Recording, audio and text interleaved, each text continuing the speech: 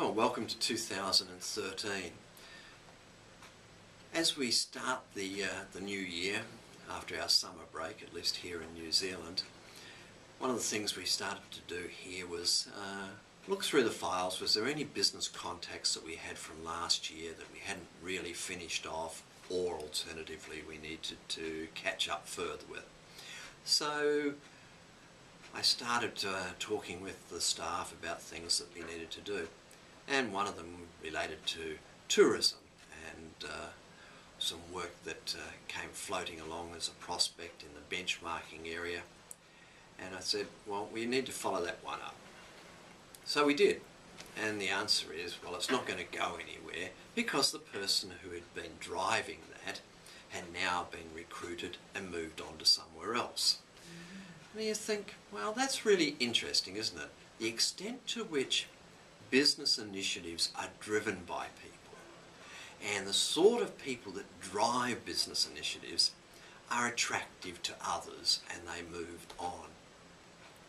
And I suppose here again in New Zealand, if we just reflect on the changes in cabinet announced by the Prime Minister on the 22nd of January, bringing new blood in, new people, and then saying today that he thought the performance of cabinet would be better than it had been. Well, otherwise you wouldn't have changed, presumably. But the key thing there was that looking for new talent, looking for new people, looking for succession. And that brings me round to the idea that we have talked about before and done quite a lot of research in, especially in the smaller business area, is in the succession planning. That if we do not recruit, if we do not groom and develop people, run the risk that they will be headhunted and we'll lose them, but then we can hunt elsewhere ourselves.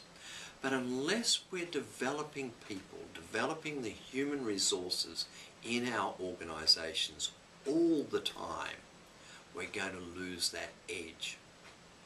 So if there is a thing like the cutting edge, if there is a business that really wants to go forward, wants to do better, then that's going to be achieved by people who are champions in the organisation, driving the initiatives. And what we need to ensure is that those people have access to, and their successors also have access to, and are being developed with good quality education programs.